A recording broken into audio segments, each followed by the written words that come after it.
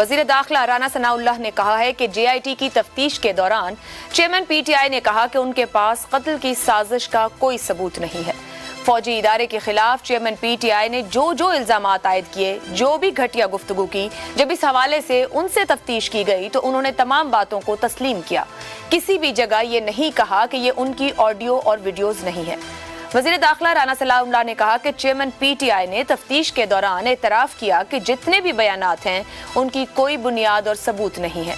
رانا ثناء اللہ کا کہنا ہے کہ چیئرمین پی ٹی آئی سے پوچھا گیا کہ ایک وفاقی وزیر اور فوج کے سینئر آفیسر کے خلاف الزام کیسے لگا لیا، تو جواب میں کہا گیا کہ مجھے کسی نے بتایا، اور جب پوچھا گیا کس نے تو ان کو کچھ یاد نہیں۔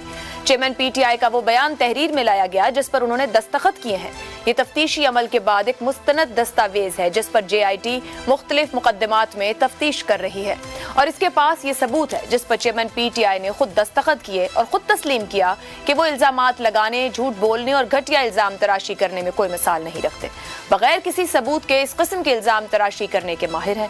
رانا ثناء اللہ نے یہ بھی کہا کہ فوج کے اعلیٰ افسران کے نام لے کر اپنے قتل کی سازش سے متعلق نوجوان نسل کو گمراہ کیا گیا اور پارٹی کے لوگوں کے ذہنوں میں زہر بھرا گیا۔ ٹائیگر فورس بنانے کا مقصد 9 مئی جیسے واقعات کرنا ہے۔ جس نے جرم کیا ہے اسے سزا ملے گی، فتنے کو ختم کر کے چھوڑیں گے۔ رانا ثناء اللہ نے اب سے کچھ دیر پہلے یہ پریس کانفرنس کی ہے جس کے اندر انہوں نے اس جے آئی ٹی کی انویسٹیگیشن سے متعلق اور آنے والے دنوں کی حکومتی اقدامات سے متعلق بات کی ہے۔ اسی پر گفتگو کریں گے۔ پینل میں ہمارے ساتھ ہیں حسن نثار، ایثار رانا، شہزاد چودھری اور ابصار عالم۔ آپ چاروں مہمانوں کا بہت شکریہ۔ سوال آپ سب کے لیے، چیئرمین پی ٹی آئی بغاوت کی تیاری کر رہے تھے، وزیر داخلہ رانا ثناء اللہ، کیا یہ درست ہے؟ یہ الزام، یہ دعویٰ، یہ گفتگو جو رانا ثناء اللہ نے کی ہے آپ کے خیال میں درست ہے تو آپ ہاں کے ساتھ جا سکتے ہیں، اور آپ کو لگتا ہے کہ ضرورت سے زیادہ بات کی گئی ہے تو آپ اس طرف بھی بڑھ سکتے ہیں۔ حسن نثار صاحب، دیکھیں عائشہ، بغاوت تو بہت بڑی بات ہے، دنیا کی تاریخ بغاوتوں سے بھری پڑی ہے۔ کیسے کیسے لوگ تھے عالی شان، یہ تو جاہل احمق مہم جوؤں کے چند ٹولے تھے، کچھ چھچورے تھے، کچھ تلنگے تھے، کچھ فرسٹریٹڈ تھے، کچھ کاروائی گروپس تھے، بہت امپورٹنٹ ہے ہماری سیاست میں، ٹھیک ہے، لیڈرشپ کی نظر میں آنا۔ انہیں باغی کہہ کے آپ گلوریفائی کر رہے ہیں، انفیکٹ بغیر جانے لاشعوری طور پہ، یا I don't know, you are glorifying them for nothing. میرے نزدیک یہ بغاوت نہیں، بدترین حماقت تھی۔ گمراہ لوگوں کے چند گروہ تھے، اور آخری بات، کوئی پاگل کا بچہ بھی یہ حرکت نہیں کر سکتا۔ رینکنگ میں ہماری جو افواج ہیں دنیا میں پتہ نہیں 6 یا 7ویں نمبر، مجھے ایگزیکٹلی اب یاد نہیں ہے، دوستوں میں سے کوئی کریکٹ کر دے، وہ آتی ہیں یہ اٹھ کے کیا 1500 لفنٹر، لٹھیت برچیت، یہ کہ مطلب لفنگے تلنگے۔ 1857 میں جو ہوا تھا یہ اس کا ایک بہت معمولی سا حصہ ہے، نہ سر نہ پیر، نہ آگا نہ پیچھا، نہ کوئی تربیت، نہ کچھ، نہ کوئی تعداد۔ اور بغاوت کس کے خلاف کرنے چلیں آپ؟ ریاست کے۔ ریاست کون ہے؟ اس کا محافظ کون ہے؟ دنیا کی 6 یا 7ویں وہ رینکنگ میں آتا ہے، مجھے یاد نہیں ٹھیک، فضول بات۔ باقی تو بڑا باعزت آدمی ہوتا ہے، یہ باغی شاغی کہاں تھا؟ یہ چانکڑیں ان کی نکل گئی ہیں۔ اسپارٹیکس تھا، اس کے ساتھی تھے۔ جب انہوں نے پوچھا تم میں سے اسپارٹیکس کون ہے، ایک سپاہی کھڑا، دوسرا کھڑا، تیسرا کھڑا، چوتھا کھڑا، 10واں کھڑا، 20واں کھڑا، اس کے سارے ساتھی کھڑے ہو گئے کہ آئی ایم اسپارٹیکس۔ یہ لوچے لفنگ party, please let's not glorify them. بغاوت کا مقدمہ فیصلہ پہ بنا تھا یار، کو خدا کا خوف کریں۔ یہ ہے چھچوروں کا، لمچھڑوں کا، تلنگوں لفنگوں۔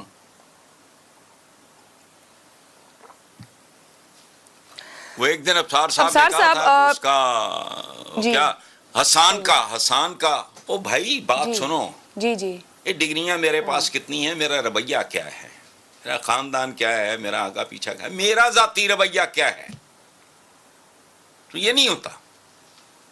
میجورٹی تو ویسے ہی بیچارے پیدل مارچ، 2 4 10 20 کو پڑھے لکھے بھی ہوں گے۔ وہ جو خاتون ایک آئی ہے، مطلب بات ہے کرنے والی، she is a very close friend of my سگا بھانجا،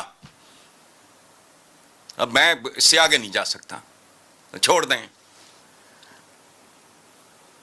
مگر حسن صاحب کوئی تو ان کو لے کر گیا نا یہ جہاں تک پہنچے, کسی کی گفتگو, کسی کا انداز, کسی کی پلاننگ, کیونکہ حکومت اور ادارے ہاں یہی بتا رہے ہیں اسی طریقے سے بالکل ٹھیک ہے بھائی, کسی کی گفتگو, کسی کا انداز. دیکھیں ہم 3-4 بیٹھے ہیں, ان میں سے میں ہر بندے کی اپنے ساتھی ہیں, دوست ہیں, پڑھے لکھے ہیں انتہائی, میں عزت کرتا ہوں, but there is a limit. میں پاگل ہوں. بالکل صحیح. even at the age of 30 I was pro People's Party. ہم نے آرٹیکلز لکھے, کوئی بڑھنگ کی بات کی, جیلیں بھی بھگتیں, لیکن یہ تھوڑی ہے کہ بندے مار رہے اور ادھر چل پڑے, فلانے چل پڑے. برین واشنگ تو سو کالڈ ہماری بھی ہوئی تھی. زندہ ہے بھٹو, زندہ ہے, یہ وہ آج تک چل رہا ہے وہ کام. اس وقت تو ہمیں بھٹو لگتا تھا کہ بھائی پتہ نہیں کیا کتنا بڑا سیویئر آ گیا ہے. I was not even 30, میں غلط کہہ گیا ہوں. یہی کوئی بات ہے کرنے والی؟ پاگل دے پتر. صحیح ہے, ٹھیک ہے. ابصار صاحب, chairman P T I J I T کے سامنے پیش ہوئے, جو بات پوچھی گئی, پچھلے 6-8-10 مہینے میں وہ جتنے الزامات لگاتے رہے, جہاں انگلی اٹھاتے رہے, ان کے پاس کوئی جواب نہیں تھا, کوئی ثبوت نہیں تھا. کسی نے کہا, کسی نے بتایا, میں نے سنا, میں نے کہہ دیا. معاملات ان کے حتمی مراحل میں داخل ہو رہے ہیں بنا ثبوتوں کے. اتنے بڑے بڑے الزامات اور پھر اتنے لوگوں کو, جیسے ابھی ہم گفتگو کر رہے ہیں کہ آپ قوم پیچھے لگا لیں بنا کسی بات کے, بنا کسی شواہد کے, بچ پائیں گے وہ اس پوری صورتحال میں؟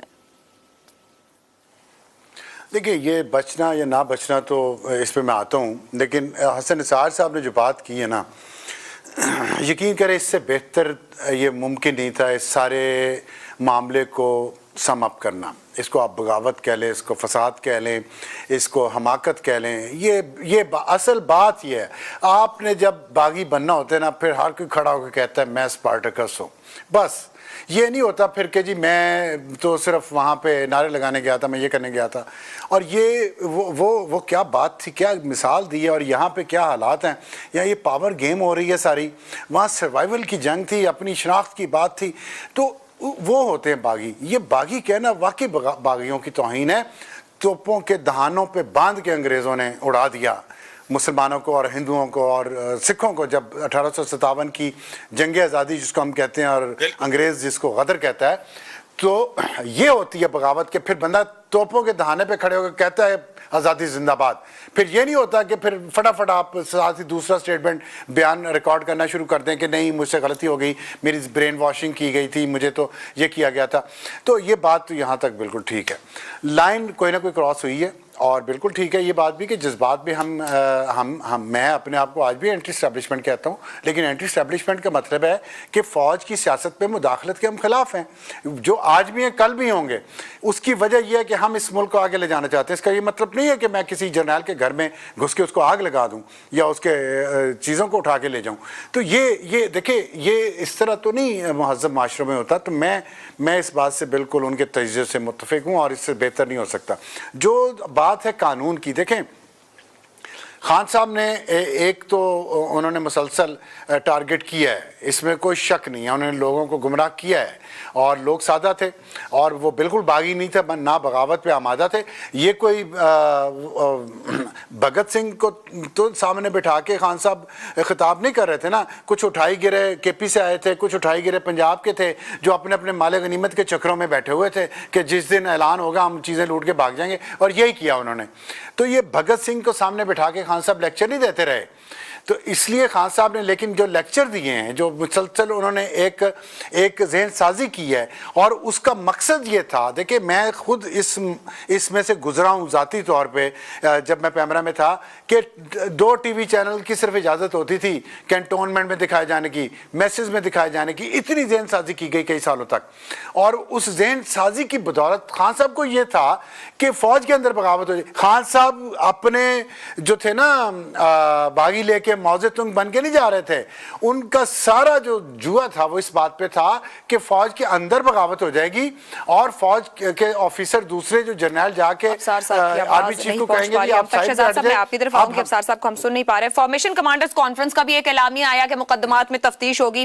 آج رانا ثناء اللہ نے پریس کانفرنس میں کہا کہ حکومت اور عسکری قیادت قانون کو فالو کرے گی, اور قانون کے مطابق جو جہاں جس نے غلط کیا ہے, قانون کو بریک کیا ہے, اس کی طرف بڑھیں گے. آپ کے خیال میں یہ جو رانا ثناء اللہ کہہ رہے ہیں چیئرمین پی ٹی آئی بغاوت کی تیاری کر رہے تھے، ان کے گرد گھیرا تنگ ہونے جا رہا ہے؟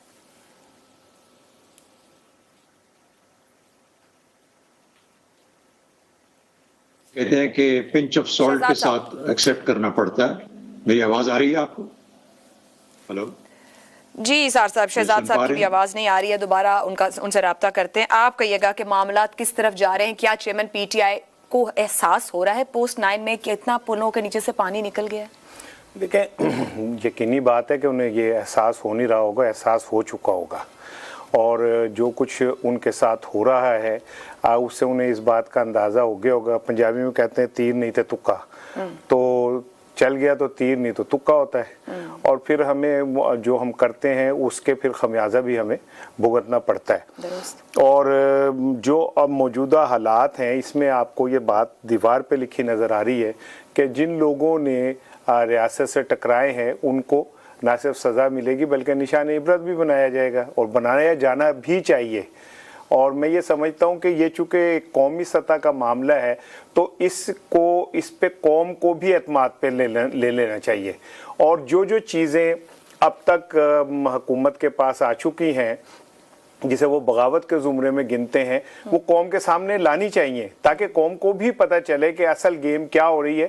یہ پرسیپشن نہ بنے کہ جی شاید اس چکر میں مسلم لیگ کی حکومت جو ہے پی ٹی آئی کے ورکروں کو اور لیڈروں کو رگڑا لگا رہی ہے.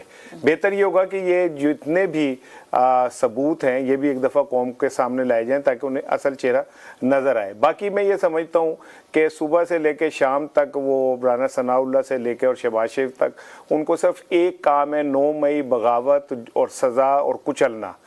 لیکن 24 کروڑ پاکستانیوں نے انہیں حکمران اس لیے نہیں بنایا کہ وہ صرف اس 9 مئی کی آڑ میں اپنے تمام باقی گناہوں اور ذمہ داریوں سے بری ذمہ ہو جائیں. ان کو پاکستان کے وزیر اعظم یا حکومت اس لیے دی گئی تھی کہ 24 کروڑ جو پاکستانی ہیں ان کے مسائل کی طرف توجہ دیں. ٹھیک ہے، قاسم کے والد نے اگر غلط کیا تو انہیں سزا ملنی چاہیے، لیکن اس کا خمیازہ جو ہے 24 کروڑ لوگوں کو نہ بھگتائیں. غریب جو غربت ہے، جو مہنگائی ہے، جو بے روزگاری ہے، اس کے اوپر فوکس کریں. اس کے اوپر ان کا فوکس نہیں ہے.